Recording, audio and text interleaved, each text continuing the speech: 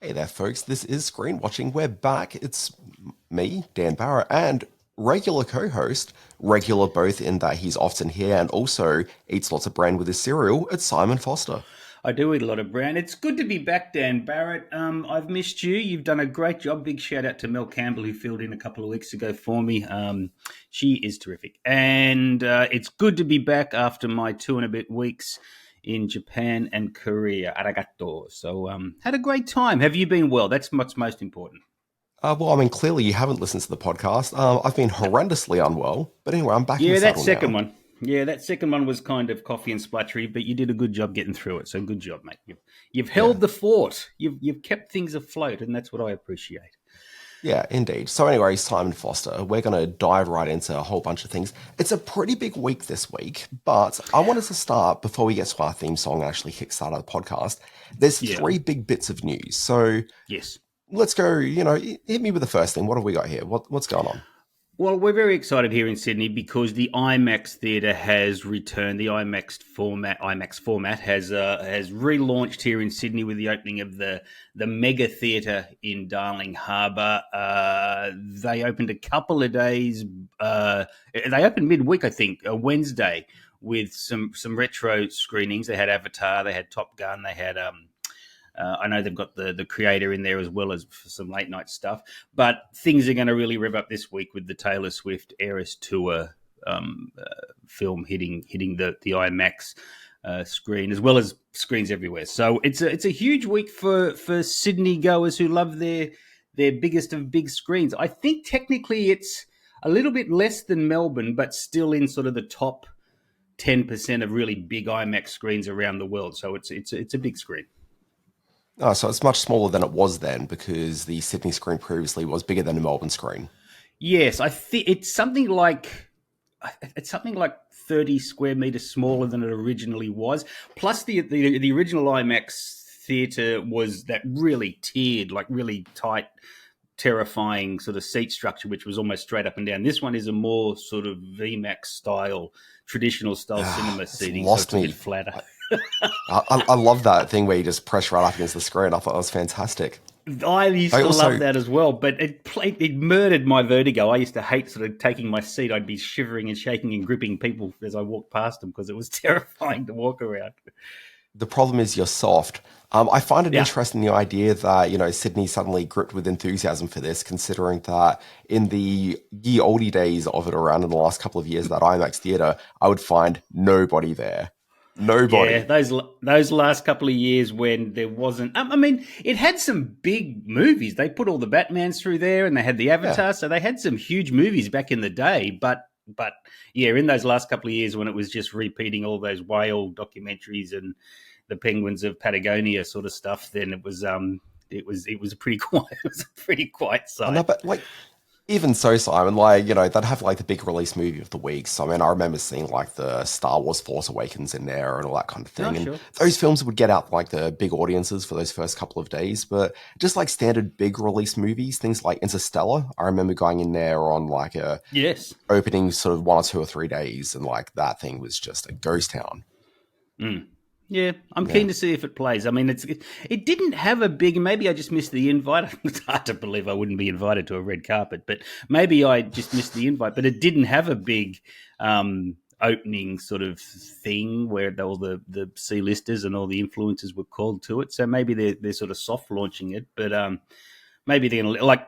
We'll see if the. I mean, I'm sure it will. The Taylor Swift doco plays the big numbers for the first few days anyway, but. I'm looking That's it. forward to Look, getting down there.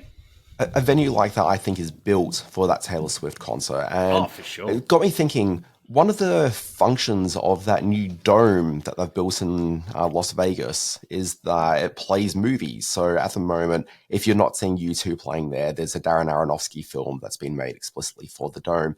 But I can't help but feel that as they start rolling these domes out around the world, so the plan is they want about 12 of these domes across the planet.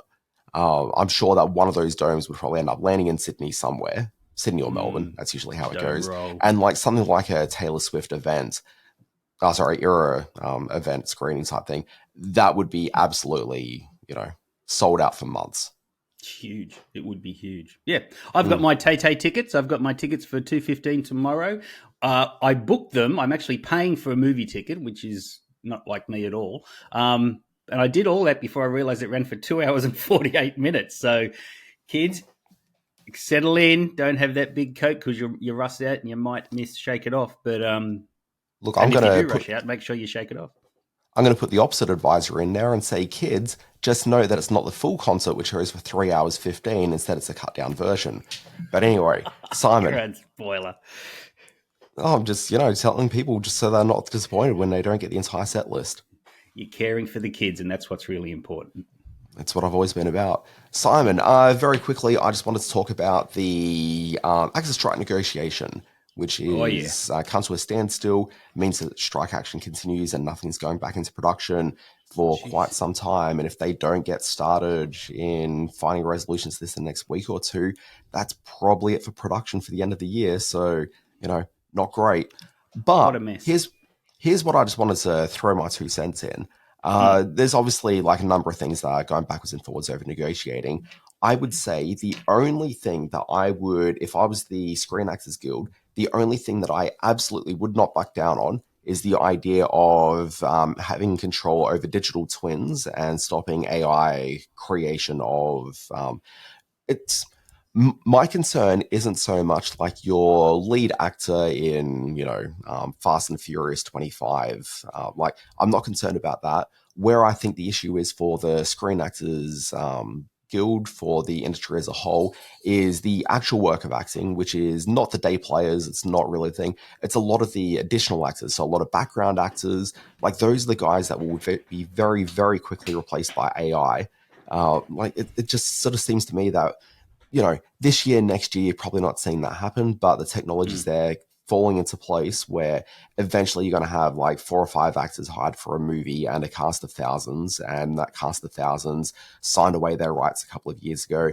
And chances are those people probably weren't even actors. They were probably people that were just hired for, 2 to 3 days work. Just, the accountant who does a bit of stand-up comedy on the weekend just gets hired to give away his likeness. And for years, he's appearing in the background. The same way that for years people were hearing like Wilhelm screams and other sound effects, and audiences in a lot of the laugh tracks you'd hear in sitcoms for years and years were recorded from like the I Love Lucy days and just replayed through for, you'd hear dead people laughing in sitcoms as people are sweetening the sounds. That's the kind of work. And so I think that's the thing they really need to hold their feet to the fire on, make sure that the digital twin is protected.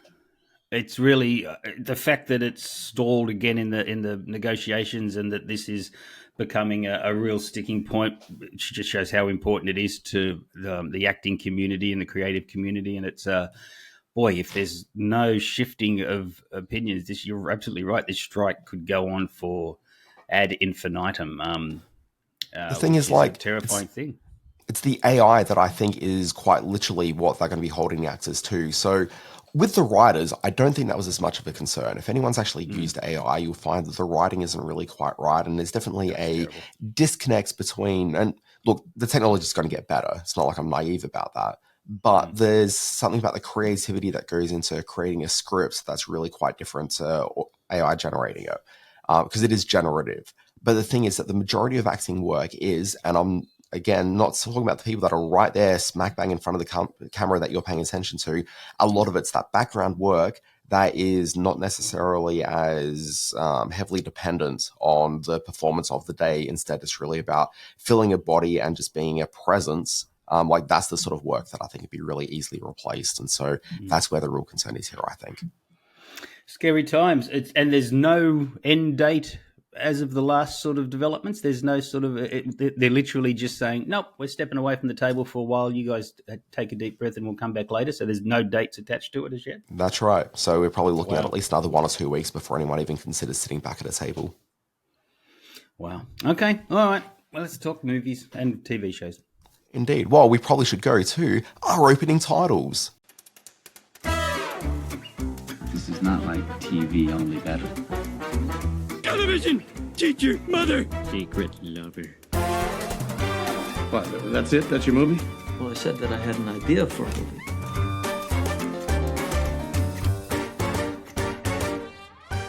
Okay, Simon, big show. We're going to talk about the highly anticipated Frasier return, which the first 2 episodes are streaming now on Paramount Plus. You're going to look at 2 Australian movies. There's Love is in the Air, which I've seen some of your commentary around this, and my jaw hit the ground. And then there's another film called Shader. And also, I'm going to do a little quick grab bag of just a few things that are floating around at the moment. And then we're going to do an intermission where we're going to do a deep dive into the lost form of the sitcom. Lots of reviews around Frasier. Actually, you know what? I'll talk about that during the Frasier review. Yeah, do that. Simon, big show. Let's just dive right in. It stinks. For about 30 years, Simon, Kelsey Grammer has been playing the role of Frasier Crane, which I just think is incredible. Character started in Cheers. The show started in, was it 82, and he came into it in season 3, so that's about 84. So it's probably 29 years, technically, give or take a few months. But here we are in 2023, a brand new Frasier Crane TV show. They've called it Frasier. What is it about the city of Boston that leads me to forego the more sophisticated temptation of the fermented grape? Sitting here with a cold brew in my hand, I feel amalgamated with the hoi polloi. You are the classic everyman. Freddie! Surprise! Dad! You're at my door, unannounced. No, there's a shorter way to say that. Surprise! What's going on with your son? Wish I knew. Got a girlfriend I've never even heard of. When I told him I wanted to spend more time with him, he said no. It's just not a good time. Have you considered that he hates you? Okay, Simon, the big problem with this show is it is called Frasier. Please explain. Okay, so you've got this character, Frasier Crane, appears in Cheers. He's part of the ensemble. Immediately from the very first episode, he's a presence on screen. He's probably not necessarily getting a huge number of laughs in that first episode, more than any other guest star. But you could see that within the first 2 to 3 episodes, what that character did for Cheers, and this reverberates through to the modern day show, is he really lent heavily into what Cheers was great at, which is this idea of low culture and high culture being smashed together and being forced to confront each other. So Creating Cheers, conflict, and that's where the comedy comes from. It was classic. It was classic TV comedy. Yeah. I mean, it wasn't even really conflict as much as maybe tension is probably the slightly better word. Tension's a good word. Yeah, so in Cheers, obviously you had the Sam and Diane relationship, which that was the core of the program, and that was very much about a lower class guy culturally and a woman that perceived herself as, being sort of very much of the upper class taste, coming together, forming a romance. But while that was happening, the addition of the Frasier Crane character kind of further embeds this in. Because up until that point, the Shelley Long character of Diane Chambers, she's kind of an island. So she's the one bit of class in the world surrounded by like an entire sort of suite of people who revel in low culture, or as they see it, culture. By introducing Kelsey, by the Frasier Crane character, you suddenly have like the sort of bench of characters that are interested in sort of high culture, just a little bit sort of stronger. So you get like that greater bit of tension happening within the series. As the Shelley Long character leaves the show, they kind of bump up the love interest character, soon-to-be wife character of Frasier Crane, Lilith Crane, or Lilith Stern, as she was originally in the show, and she provides that same function of she's a high culture person, sort of operating in a world of lower class, Bostonians. Yeah. So you've got that. You spin Frasier off into his own character, and they maintain that tension throughout that series. It's very much about Frasier Crane. You meet his father, who admittedly in Cheers, they'd said that he'd died a number of years ago. So, just kind of have to wash over that a little bit. But in this one, you've got that stronger sort of high culture of Frasier Crane, who's now leading the program. His brother Niles, also of that sort of high culture background. Okay, but then that's juxtaposed against that sort of lower culture, everyday man character of Frasier's father. And so you've got that sort of, and here's where it actually becomes sort of proper tension, okay, where there's actual real stakes. It's not just people that you're hanging out with at a bar who are friends. Instead, you've actually got some family or familial relationships there with both Frasier and Niles. And so they are locked in with this guy. Like, he is part of their world as much as, they may try to fight it at times. And also increasingly the relationship he has with the public through his TV, through his radio show as well, because it was considered a lower sort of form of entertainment at the time, and that talkback radio environment that provided not that. so much. Not so much that it was a lower form of entertainment, and this was where the tension between Frasier and Niles sort of plays a role. Frasier, because he's kind of got a bit of an everyman streak to him, as we've seen develop through Cheers. As he comes into Frasier, it wasn't so much that radio was beneath him culturally, as much as it was beneath him as a pop psychologist on the air. It demeaned the profession that both of them saw as such a lofty concept. Yeah, so you've got that high and low battle taking place within that. And then all the other supporting characters in there kind of straddle the two. So, I mean, like your Roz character is a bit of a lower class person culturally, but also can straddle that sort of high class. Like she's not actually as sort of, it's not as extreme. And probably the same thing for the Daphne Moon character as well. Yeah, both smart, educated people. Daphne's certainly a little bit kooky with the way that, she can, see futures and whatnot. Observe, yes. Yeah. But like she's not like a dumb person either. Like they just kind of are maybe a bit more in tune with sort of what's perceived as lower class. So you've got those tensions all in place that carries through. So what we've got with this new show is that, and this is the weird thing with the new show, it kind of feels as though the third show took place and we just never quite saw it. So you actually see a flashback in episode 3 of this Frasier revival to what Frasier was up to in the years between the original Frasier program and the new Frasier program we're seeing, where he hosted you see that he hosted this Dr. Phil style show, which again feels like an extension of that radio pop psychology. Yes. And it starts with the loftiest of ideals, where you can see this is the sort of show which Niles would be very supportive of as being a TV version of psychology. But then you see like flash forwards as they go through a couple of years of the program, and it becomes bigger and broader, and it resembles more like a Jerry Springer psychology program than it was yeah. So that's pretty fun. But it does feel like there's a show that's been missing in between, which is a weird sort of thing for the Frasier Crane character. But what you do have with this new show is that because they've called it Frasier 2023, there's a lot of expectation that it's going to be replicating Frasier, that it's a reboot of Frasier. And it's not that. It's an entirely third generation of the Frasier character, or fourth, technically. Well, if you kind of think about it, there's the missing show in between it. Yeah. And so what you're seeing here is it's just Frasier introduced into a new program. The problem with the new program is that it's not quite as sharp as Cheers was, and not quite as sharp as Frasier was. And look, real talk, Frasier was never as sharp as Cheers. But anyway, I'm just putting that out there. It's not as sharp as either of the previous two. Instead, what it is, it's just a quite good version of a generic sitcom from what we were seeing in like the 90s before the format kind of all fell apart. And is that going to work against it? Well, this is exactly it. So you look at the reviews for this program, and you're seeing a lot of folks who are just dismissing it entirely. And they're dismissing it for a couple of reasons. One, it's not Frasier, the original show, and it's not as good as the original Frasier program. Okay. On top of that as well, we don't watch sitcoms anymore. It is a format that is just the last one to really have any success was The Big Bang Theory. And that ended about like 5 or 6 years ago now. Okay. And that was a relic at the time. Since then, we haven't really seen sitcoms, and so people are now being forced to confront a show which they're seeing as a reboot of a beloved show from the 90s going into the early 2000s, and couple that with the fact that it feels very much like a 1990s sitcom in so many ways. And so I feel that there is a high-class, low-class approach that a lot of critics are taking to this program, where we're approaching it from a high-class perspective, but it's actually a lower culture product, which isn't to say it's a bad thing. So let me just sort of run through the premise of it, and then we'll go into some other thoughts. Yeah, premise of it basically. I've got a few thoughts on this. Okay, let's have a listen.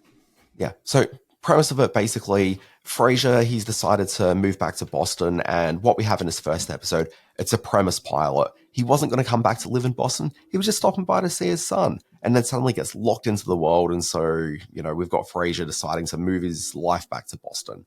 Part of it is he wants to reunite with his son, who they haven't really had much of a connection for the last couple of years. Plot twist, the son has become a firefighter, much like how his grandfather worked for the fire service. Yes. Okay. And he's a bit of a lower culture person. And so there's tension between the father and son in the same way that in the previous show, there was tension between the son and the father. Yeah. Interesting. See, echoes. That's clever. You've got that. Good. You've got Frasier. He has a job offer to go and work for a little place called Harvard, where he decides he's going to go off and do that. So that sort of gives him a job and a life away from, his family. His son is in a relationships of sorts with a woman, and there's mystery in that first episode as to what that relationship is. But you find out at the end, I'm just going to spoil it for you now, okay, which is it's not a romantic relationship. Rather, her ex-partner had been a firefighter who died in the course of action. After he died, like, she'd given birth to their son, and so he felt an obligation to, help that family and help, like, an old friend, the duties that he really should have been doing. So you've got that relationship. Frasier, because he's crazy wealthy because of the whole Dr. Phil style psychology program, he buys out the entire building, buys an apartment for him and Freddie to live in across the hall from where Freddie had been living with the girl. And so she now lives across the hall from her with a cute baby who thankfully isn't really incorporated that much into it. Okay, but there's a few nice moments. But it's basically Freddie and Frasier across the hall. They're there. And so she occupies a bit of a Roz type of a role in their relationship. Sounding very familiar. This is sounding very safe, sitcom-y sort of and that's couch in the middle of the set kind of feel to it. And that's 100% what it is. It is a traditional sitcom, and then you've got the work relationship as well, where there's a high-class professor who's very much a Niles type of a figure of sorts, but he's also a bit more British and a bit more snooty.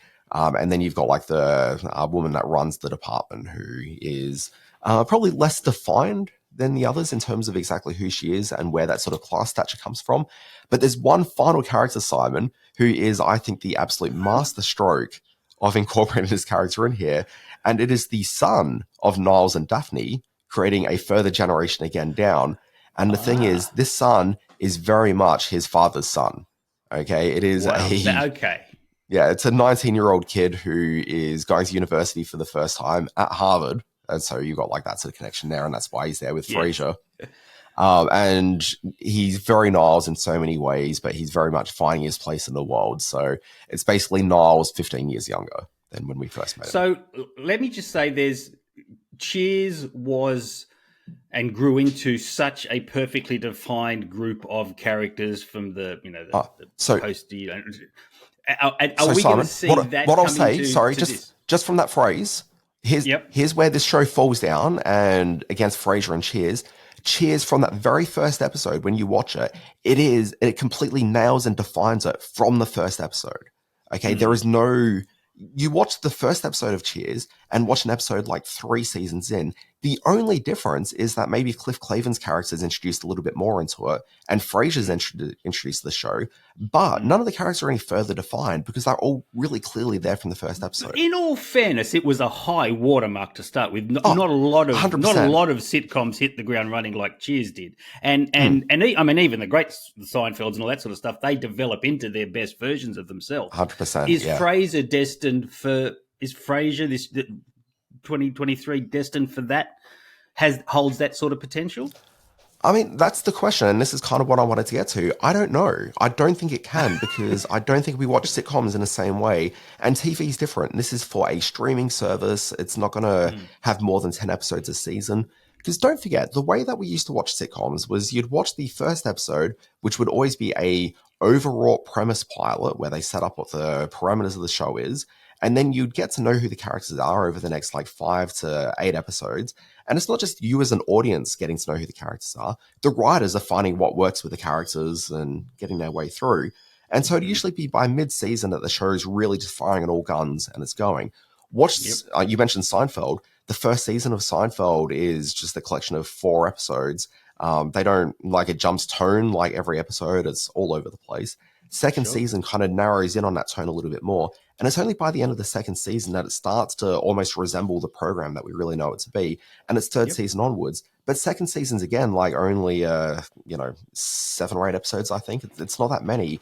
So it's kind of, if you think about that idea of halfway through a season's where it starts working, that's the case for Seinfeld.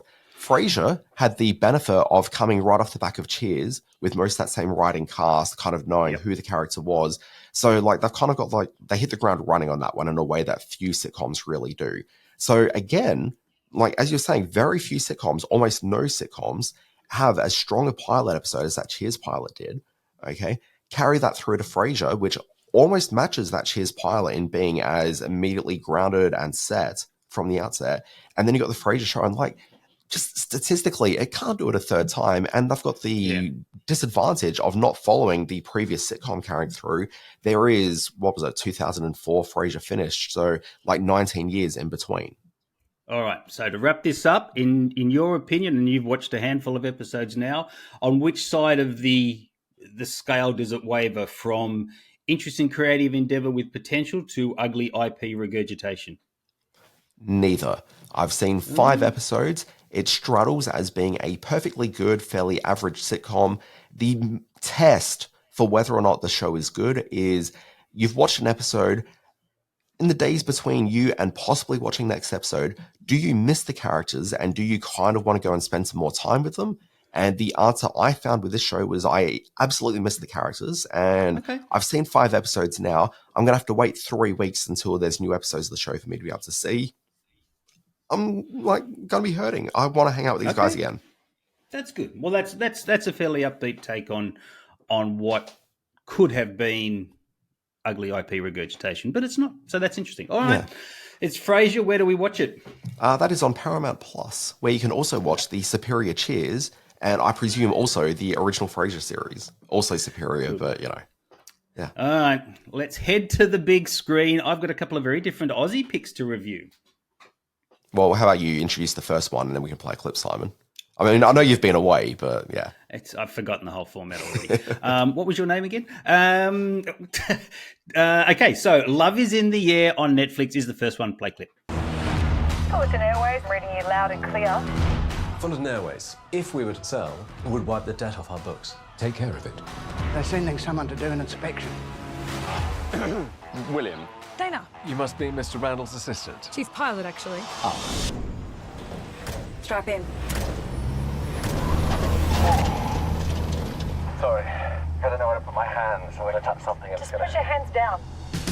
Okay, so there was a whole lot of fuss and bother coming out of the Netflix team when Love is in the Air became a huge hit around the world. This new little sweet Aussie rom-com starring our own Delta Goodwin took the world by storm, apparently, in its first week of release and was watched in a whole lot of places by a whole lot of people. Good. I'm glad. Australian rom-com contemporary film making its mark around the world very briefly, and believe me, the plot is very brief. It is the story of a family-run tropical airline overseen by Roy Billing, the great Roy Billing. He's a fantastic actor. Steph Tisdale is in there providing a lot of laughs as well, but the main star is Delta Goodrem. She's a feisty pilot who doesn't really care that the business is slowly going under. She'd much rather serve the communities of the tropical islands around Queensland and the Pacific, and she does it with a great deal of grace and a great deal of movie star charm. She's very good in the lead. There is a slight problem in that the British company, which owns the majority share in this small family airline, doesn't like the way the books are looking, so they send Joshua Sass. I think it's pronounced Joshua Sass. I probably should check that before I go. Joshua Software as a Service. Yeah, exactly. I don't know what that means. Who starred in the TV series Gallivant. He is sent out from the UK to sort of very quietly close this business down before it costs the British owners any more money. But what he finds is that, A, the people of tropical North Queensland are utterly charming and beautiful, and personified by Delta Goodrem, who's very sweet and has a great chemistry with Joshua. What you expect will happen in this completely happens, but it happens with a great deal of joie de vivre and a lot of beautiful locations around sunny F&Q. So, does it deserve the success that it's having everywhere? Yes, it does.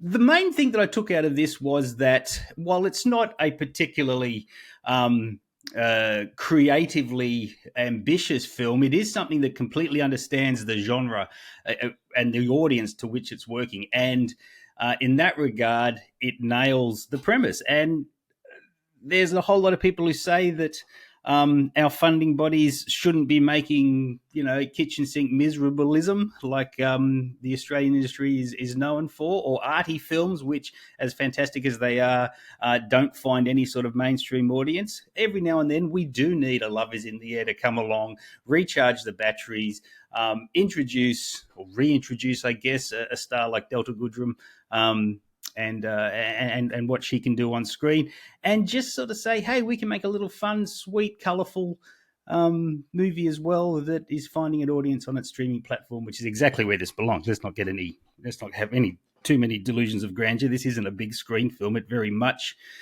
belongs on the small screen, but it does so with a whole lot of lovable charm to it. So, yeah, I'm going to err on the side of good on them for getting this right. If you don't aim too high, sometimes it's not a bad thing. You get what you get with Love is in the Air, and it's proving popular around the world. So, having said all of that, let's move to another new Australian. Oh, sorry. Do you have any thoughts?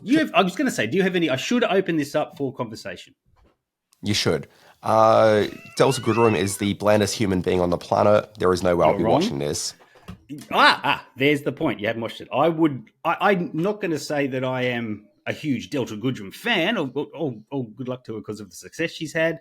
But I was surprised by what a convincing leading lady she was in this. So I'll answer it in that regard. But yes, valid point. Go ahead. Look, also I'd say that yours is the only positive comment I've heard from it. Look, it's basically been really heavily panned, and also I don't know it's been that successful. Both the number of reviews from professional critics on Rotten Tomatoes and the audience score, both incredibly low in volume, which makes me suspect that not many people are actually press play on this one. But you take your perception on this one and go for it. Oh, I'm taking it, baby. I mean, I will say audience score on Rotten Tomatoes, less than 50 people have rated it, which I've never seen that mark on Rotten Tomatoes. You're getting snarky. I love Delta. Okay, anyway, fine. All right, good. Yes, look, I'm totally in the air. This is not a film that lends itself to critical sort of appraisal or a deep dive into why it works or why it doesn't work. This is just exactly what it is. It's all up there on the screen. I think it works a charm for also, audiences who don't see enough of the Australian industry making these sort of films. You used an acronym during your talk then, which, I mean, it's a perfectly valid acronym to use, but I've never actually heard it said out loud, and I think there needs to be a moratorium on it being said out loud. FNQ, which obviously stands for Far North Queensland, commonly accepted acronym around the Australian, world, but when you say it as quickly as you did, it's like FNQ, and it's like, what's wrong with Q? Why is it such a bad thing? Sorry, Simon, there's a second film. Doing. Let's go. Yes, let's have a quick look at the a scene from the new film Shader. Laura, this is Shader. She's here with her daughter Mona. امروز کجا زندگی میکنی؟ Women's shelter. بهم نمیگی چی شد؟ The judge has issued Hossein temporary access. I don't. It means Hossein can see Mona alone, unsupervised. I have just returned from 3 and a bit days at the Busan International Film Festival. Ended off my trip with a little bit of a travel brag there. But the only Australian film playing in the incredible lineup was this movie called Shader. It is the story of a young Iranian mother and a 6-year-old daughter. It's all set in 1995.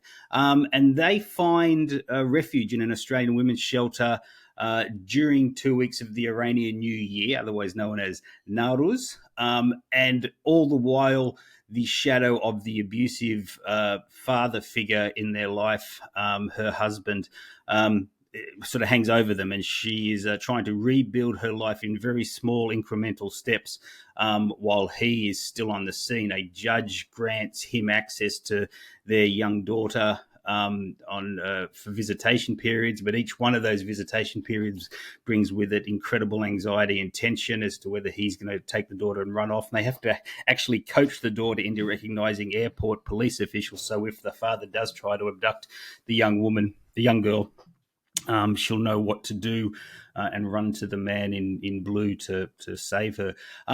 This is a very understated but very potent and powerful film with the incredible Zahra Amir Abrahimi in the lead as Shader. She's in every scene in this film, a beautiful, talented actress who brings with her this incredibly tangible sense of anxiety and I guess sort of, how could you say, fear. But basically a fear that she lives with, that the husband is going to, played by Osama Sami, is going to impact her life in such a terrible way.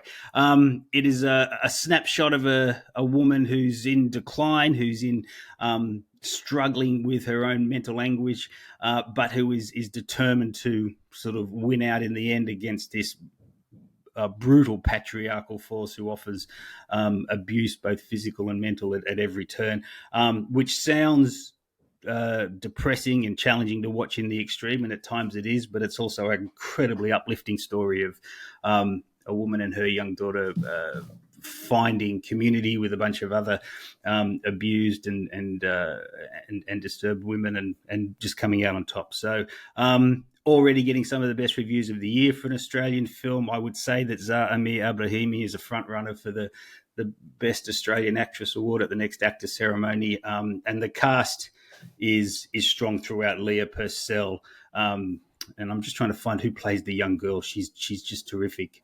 I can't, doesn't matter. But yeah, terrific film. Shader, representing Australian cinema around the world, certainly at the Busan Film Festival and in cinemas now, definitely worth a look. Okay, so I was hoping to dig up the name of the daughter just then, and is it Lucinda Armstrong? Is the character Renee? Yes, I think it is. Yeah, Lucinda Armstrong Hall is the actor's name. Yeah. No. Best known for appearing in Neighbours as the character Holly Hoyland. I don't think that's her. No, that's one of the other abused women in the. Yeah, no, I don't. The age isn't right at all. She's not on here. But it's the cast, top to bottom, is terrific and features some amazingly tender moments on screen. So definitely worth having a look at for good issues-based Australian cinema. The anti-love is in the air, as you might say. Okay, well, this one I might watch. Simon Foster, this is the time of the podcast where we dive right into the intermission. Good evening, ladies and gentlemen. It's intermission time.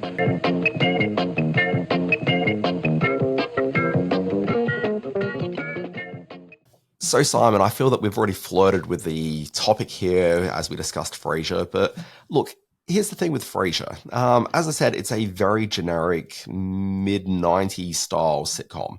And I think I referred to it in the review that I posted to the Always Be Watching newsletter. Basically, this show kind of feels as though there was a alternate reality we all slipped into where 90s style sitcoms just continued being made into the 2000s and streaming television never really happened and broadcast TV just kept on being a thing. And if you think about the idea But if you just think about the idea that these shows just kept on being made, then at a certain point you just reach Frasier. Like, it just kind of feels as though it's just the current version of one of those programs. And that's why it feels like such an anachronism. But it got me thinking, what were those sitcoms from years gone by that we really liked? Because here's the thing. When we talk about sitcoms, and you did this when you were talking about just like reaching for an example, you grabbed Seinfeld. We talked about Cheers and that.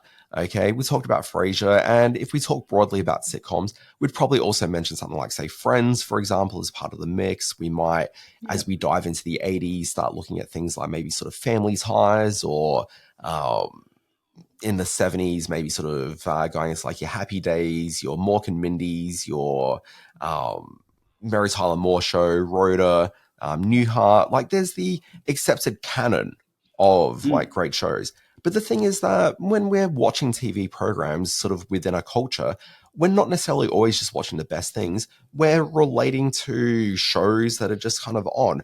Some of these programs we connect with in a way which is just what you do when you're looking for entertainment.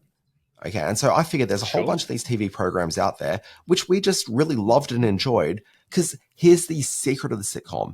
As great as a lot of those other sitcoms I mentioned were, and as much as they were the shows that everyone latched onto at the time, what works about the sitcom isn't that you're watching necessarily the finest of comedy and that there's the best comedic performers, but really it's kind of just this thing that you want to hang out with. It's kind of entertainment for entertainment's sake, and I don't think there's a problem with that. You introduced me to that term, the hangout comedy. I never sort of considered sitcoms to be that, but you brought it up early in the podcast, and it's something that's completely true. You just want to hang out for a week with your favorite people on television, and that's what a hangout comedy does so well. Yeah, and like sitcoms, the best sitcoms generally are a hangout of sorts. And yes, the sitcoms evolved beyond like having the laugh track and the multi-camera to things like The Office, but The Office was still just a hangout. Like, you still just want to hang out with your friends at Dunder Mifflin for 30 minutes and get on with it. Sure. But anyway, Simon. So where are we going with the intermission? Well, yeah, so I asked you to sort of come up with 3, but I know that we're going to start with 3 and it's just going to grow out into being a bigger list. So no, it's not. Okay, well, I mean, maybe right, not, but, we'll see how it goes. So I thought I'd think through some of the sitcoms that meant a lot to me as a kid growing up through the 80s and going into the 90s as a teenager, sort of finding my way in the world. And the thing is that the sitcom is very much a product of broadcast television. I don't think it necessarily works on streaming. We can go back and watch older sitcoms on streaming, but they're not natively of streaming. And so that's kind of where I think the new Frasier show falls into a little bit of trouble. And sorry, Simon, one very quick thought. The reason why I don't think they work on streaming is because the nature of the generic comedy should be that you're hanging out with them for half an hour, but streaming encourages you to want to watch it for, 3 or 4 episodes back to back. It kind of violates the relationship we have the program that way. Totally agree. And also, I think with this middle section is that we're not necessarily going to jump straight to the Cheers and the Seinfelds and the hugely popular shows that really define our generation or who we are. These are the shows that we just kind of like, that maybe have disappeared and a lot of people maybe don't know them, but that we remember fondly for that very reason, that they're good hangout shows. 100%. So look, I'm going to throw just a couple of titles out there. And look, let's see if you even remember some of these.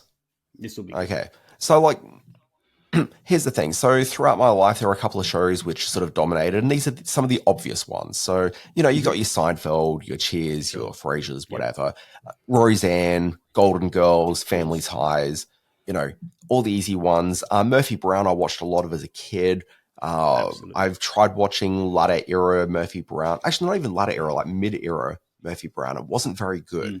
So I do wonder if those early episodes are as good as I remember them being, but it is sort of what it is. But then, okay, and so there's another show as well, which this is more a generational thing. People slightly older than myself would know this as just being something which was part of the culture. But for me, it was a sitcom that was repeated at 9:30 in the morning, years after it had gone to air, which was the B. Arthur comedy Maude, which of course, I loved as a kid, which was weird because you watch that and it is not a kid-friendly TV program by any means. I didn't think there'd be much in there for you as a kid, as a young Dan Barrett growing up in Sydney's West, or wherever you grew up, Brisbane. I mean, this was back when I was watching it on, it's not SAS. It's, I'm trying to think what the Channel 9 regional affiliate was in South Australia, which is where I grew up as a young kid. Oh my goodness. Yeah. They had television? Wow. Okay. Well, so that's interesting. There I was watching my cartoons, and then during school holidays, flipping over to watch a bit of Maude, probably watching the episodes Maude's Dilemma, where she went and got an abortion in a very special 2-part episode. Yeah. Very special.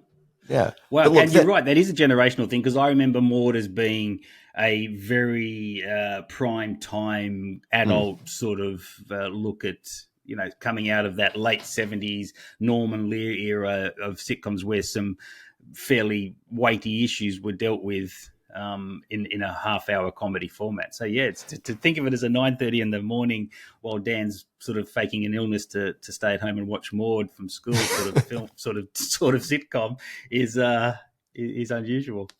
Absolutely, but look, I sort of come of age in that sort of early 1990s, going into the mid 90s, which is when I think the sitcom kind of peaked in terms of volume, and even the most generic sitcoms were still pretty good. There was nothing that was truly just tremendously bad. I mean, there was, but there was. Yeah.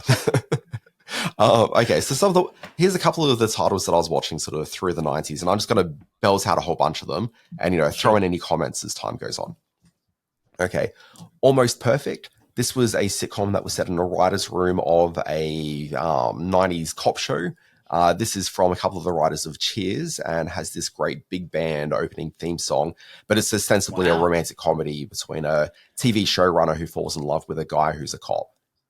Don't remember it, but that's interesting. All right, I'll check that out. Yeah, played on Channel 7, I think, and this would have been, 95, 96-ish. Nancy Travis being the lead of the program. Oh, vaguely, yes. Nancy Travis, boy, she was of the era, wasn't she? Don't know what's happened to her, but yeah, love Nancy Travis. She's still kind of around. She was in that last Tim Allen comedy, Last Man Standing. Oh, yeah. Yeah, of course she was. Yeah. I remember. Definitely one of the last gasps at the sitcom. There was a show There was a show that, in the same way I used to watch it at 9:30 in the 80s, watching Maude.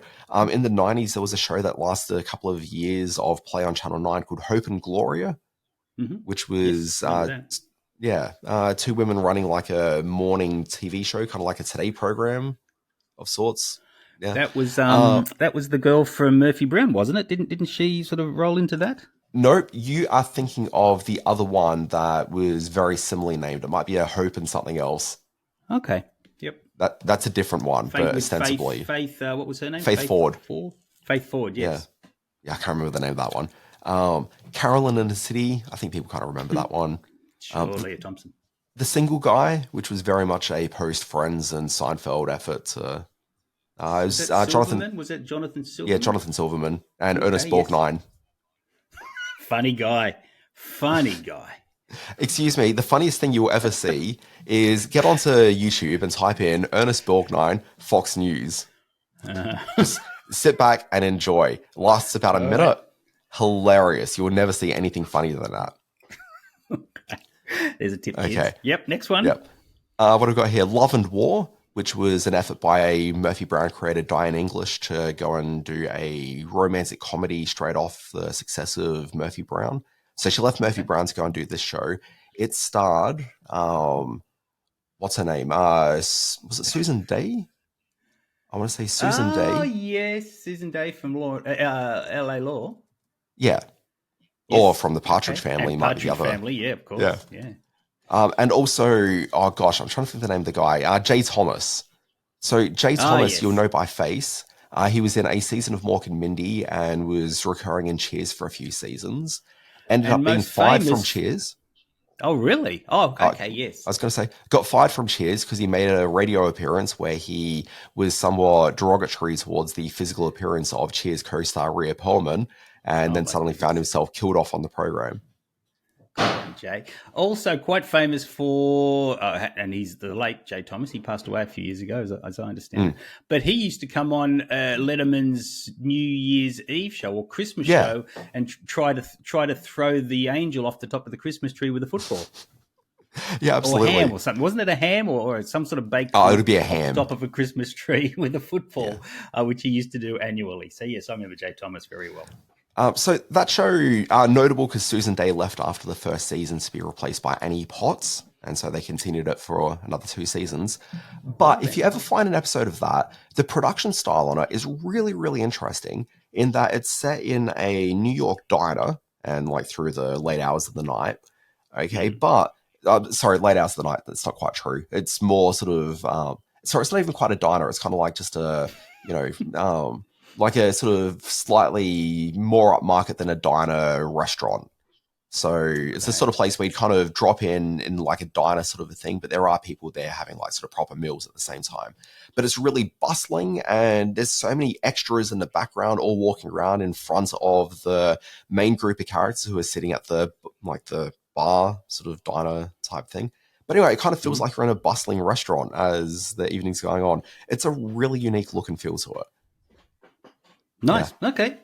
Moving on really quickly, I mentioned Golden Girls and Cheers, but something I thought was maybe worth mentioning was Sports Night, which is like this weird 90s, like it's an Aaron Sorkin series. It's his first TV program. Yeah. But it's notable for the fact that when you watch it, there's these uncomfortable moments when you're watching it where there's a laugh track on it, okay, but it's shot as like a standard sort of single camera comedy. And it comes from this period in the late 90s where there was this changeover happening where people were getting a bit more experimental, wanting to see some more single camera or half-hour comedies up, but the audiences weren't really quite there for them yet. So there's a bunch of failed shows like that are very sort of similarly sort of structured at the time. And the format kind of became more popular about 5 or 6 years later. But Sports Night used to film 2 or 3 scenes in front of a live studio audience. So you'd get some genuine laughs and you'd see the actors playing to the audience. But as that first season goes on, it just leans more and more into being single camera. And so it reached this one point where midway through, they haven't had a laugh track for like about 16 minutes. And then suddenly there's like a bit of laughter that comes over the top of one episode. Oh my Bizarre. God. What a creative decision that is. Wow. Who came up with that idea? All right. Okay. Yeah. Sports Night is a fave of mine that I haven't watched in many, many years. And I've actually got the American DVD box set somewhere in my cupboard back there. But yeah, I used to love Sports Night. Although once again, it barely got a release out here. It was late night on Channel 9 or 10 or something. Channel 7 used to play it at like a ridiculous o'clock. Yeah, it was crazy. Yeah. Simon, what did you find for your little list there? All right. Well, I kicked the first thing that came to mind when you put this intermission idea forward was a little show called Dream On, which I used to think was a terrific little concept for a show. It starred Brian Benben, who I know little of from the last 30 years, but he played a book. Worth noting, co-star being sitcom legend Wendy Malick. Wendy Malick, of course, and from the creators David Crane and Marta Kaufman, who went on to do Friends and a whole lot of big deal TV shows. But what I found really interesting about this one was whenever he had fantasies or sexual thoughts or came up with ideas in his mind, they used to cut to old black and white TV shows or movies to represent that. And some of those I remember being very, very funny, very, very cleverly done. I remember it went from being a kind of a saucy, a little bit kind of Married with Children type of comedy with some very saucy moments to being a bit more family friendly or being a bit more in the vein of sort of Tim Allen-y type of comedy. But either way, I used to love the way they dropped in these very funny use of old TV shows and movies in the black and white. So that was just one that seems to have disappeared, and I imagine would get stuck in some terrible rights issues with all these different clips playing it. Yeah, and so my understanding turned up anywhere since. Yeah, my understanding with that program, and we got it here on Channel 10. I think we got a fairly edited version of it here in Australia. I don't know if you've seen it outside of just those Channel 10 screenings, but I remember it being sort of a bit saucy at times. Yeah, but I also remember it being on at like 8 o'clock on a Wednesday evening or something. It used to be part of that block. Well, it used to be part of that block that was sort of, I remember watching X-Files and NYPD Blue, and I always think of Dream On as being in that sort of zone. It's because it was. So my memory of it was that mid-90s, they decided they'd move the X-Files to Wednesday nights at 8:30 away from the Thursday 9:30 slots. And replacing the X-Files on that Thursday night, they tried doing an hour of The Larry Sanders Show and Dream On back-to-back. That's right, yes. And it did not take. But my understanding with Dream On was that... I remember it as much watch TV, Yeah. The version we got here of Dream On was a cut-down version. I believe the US version was a bit sexier and a bit saucier and may have had some nudity in it, which we certainly didn't get here in the Australian version. Now, I could be wrong on that nudity aspect, but I believe that's accurate. All right. My next one is a show that was a big hit in its day, certainly in the US. I don't know how huge it was here, but WKRP in Cincinnati was a show that I used to just love. I thought it was a very clever workplace comedy.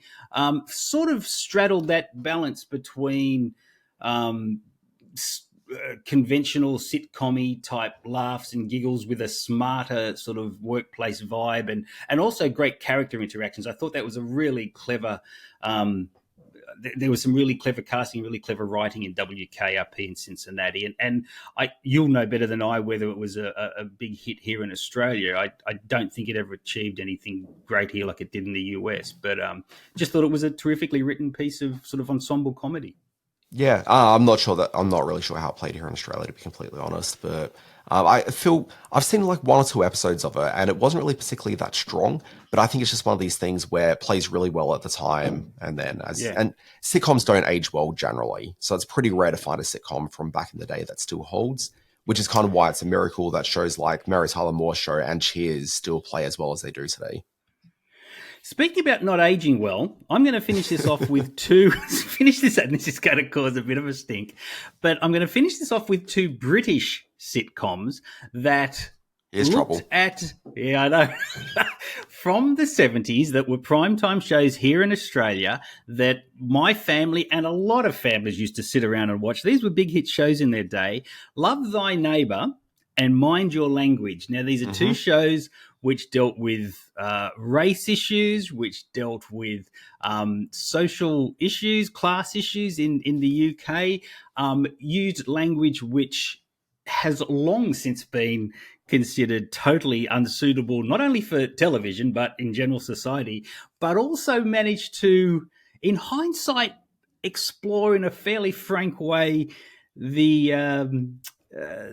tensions that exist between races and cultures in the English society. So, Love Thy Neighbour you just wouldn't get away with nowadays, but was smart in its own kind of broad way. And Mind Your Language was full of just some of the most, by today's standards, offensive stereotypes, maybe by standards back then too, offensive stereotypes, but played with that in a way that sort of offered a little bit of understanding of their cultures as well, in a very minor but kind of interesting way. So Love Thy Neighbour and Mind Your Language. No, we're not going to play any clips of them here on Screen Watching, but if you want to, do go and check them out on YouTube where you will find them.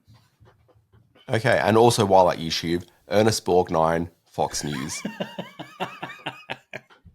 And that's the intermission. Seriously, play that clip. It's amazing. Yeah. Okay. All right.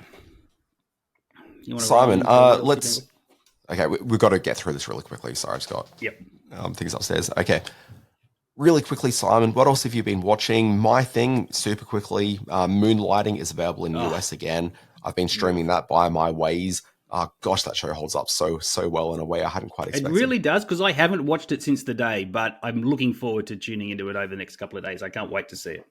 Yeah. The first episode, it's got some very 80s pacing to the pilot episode, but anytime that Sybil and Bruce are on screen, suddenly the show, like, it is electric. Interesting. All right, what have I been watching? Well, having been overseas, I dived into the world of in-flight movies, which was a very thrilling experience. I find in-flight movies like going to the drive-ins. It's a really fun way to watch your movies, but it's not a very good way to watch a movie. So I caught up with two of the big films from last year, or one of the big films and one of the ones I just missed.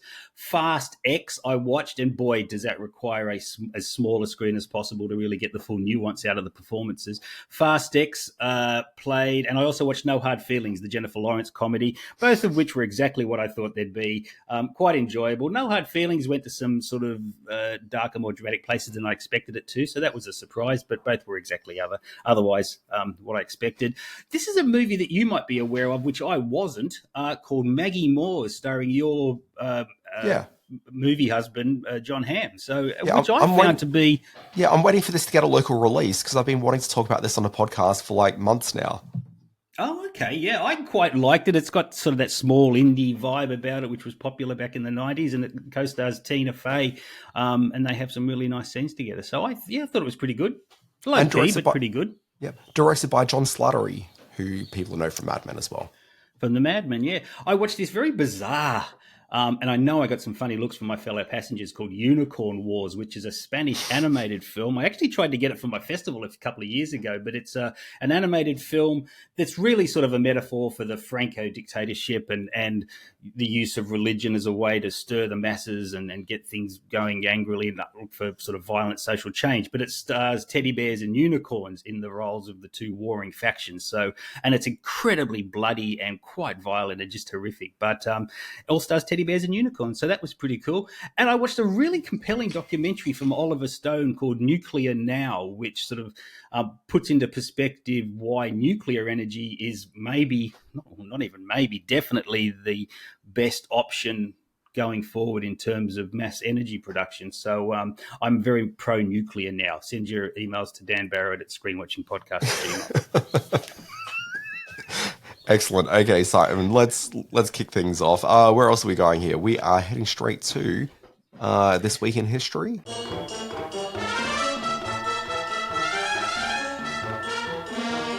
This Week in History, October 15, 1959. Which series premieres on US television, Dan Barrett, later becoming arguably the greatest TV to film adaptation ever?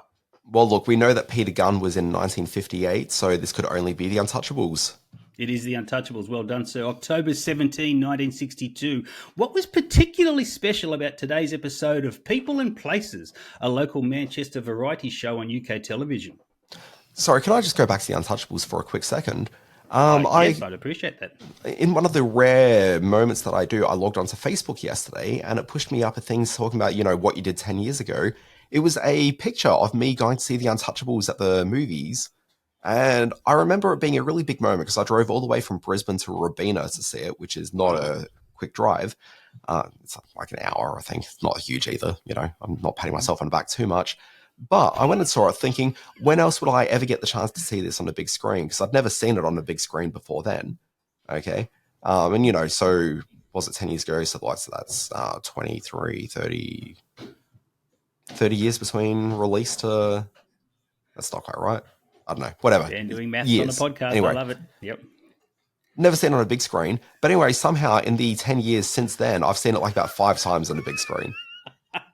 It is a well rolled over retro bit of programming, which I'm all for. I saw it 7 times at the movies, and it's, as I've mentioned previously on the podcast, it's one of our favorite movies. So yeah, I don't doubt that at all. Yeah, love it. Sorry, what was the next question? Yeah, read it again. What was special? What was particularly special about today's episode of People and Places, a local Manchester variety show on UK television? Not a clue. First time the Beatles appeared on air on television. Ah. And October 20, 1967, I should say, at Bluff Creek in Northern California, Roger Patterson and Robert Gimlin capture a few frames of film that are viewed by millions around the world. What did they film? Now, when I first read this on the rundown, I'm like, this is going to be some like UFO bullshit. And then I'm like, okay, wait, no, I actually know what this is. This is the time where a man put on a costume that made him look like he was some sort of a monkey-type creature. And people since then have been going, hey, look, there's a weird monkey-type creature that lives out in the woods. You know, you could have just said they filmed Bigfoot and been done with it, but no, you had to get snarky. Anyway, doesn't matter. Yes, that was the Patterson-Gimlin film, the famous captured footage of a real Bigfoot, and we'll leave it there. Birthday quiz. He's not real. No, not happy birthday. No, not that. Please, no, not happy birthday. Okay, in this week's birthday quiz, October 16, 1958, Tim Robbins. October 17, 1947, Michael McKean. October 18, 1960, Jean-Claude Van Damme. And October 20, 1979, one John Krasinski. All these men, and sorry for it being male focus this week, but it's just the way it all turned out. What did these actors, they've all played a certain role in a certain type of production. What do they all have in common? I really have no idea at all. Yeah, I know. We came to this one late to the game. I do apologise for that. The mockumentary format. Tim Robbins was in Bob Roberts, the great sort of political mockumentary. Michael McKean, of course, Spinal Tap and all the Christopher Guest comedies. Jean-Claude Van Damme has done a couple. He did a kind of mockumentary called JCVD back in 2008. He also starred in a very short-lived TV series called Jean-Claude Van Johnson in 2016, in which he played himself. It was a crime video show, yeah. Yeah, it was. And October 20, 1979, John Krasinski, of course, starred in The Office, one of the great mockumentary format uses. So. Here's the thing. You're going through the list, and I'm like, Krasinski, what mockumentary was he in? Sorry, yeah. Dumb moment, go on. Little show called The Office. Yeah, exactly right. And thus brings us to the end of screen watching. Okay. Oh, yeah. Like, I spent some time going through their filmographies, trying to find some links, and I was like, I can't figure out what this would be. Yeah. I was thinking, like, have they all been, like, voices in, like, Marvel things or something? Or just the Van Damme one's a little bit tenuous because JCVD, he sort of plays himself, but in a narrative form. But he does this amazing monologue in the middle of the film, in which he recounts his career and his thoughts on where he's been. And yeah, it's a pretty amazing film, actually, JCVD, if you haven't watched it. So, yes, they were all in mockumentaries. Yeah, all right. Anyway, let's find this thing out. Sign us off. Let's do it. Folks, this has been Screen Watching. If you're interested in my work, you can find it at alwaysbewatching.com. This is a daily newsletter where you get updates about the latest things that are happening on screens, big and small. All the Screen Watching socials are alive and active. Once again, at Screen Watching Podcast for Facebook. On X, we're at Screen_Watching. YouTube is just Screen Watching. And you can email us at screenwatchingpodcast@gmail. I should have put an L in there, at gmail.com. And see some of my works at screen-space.net. Are we on Threads?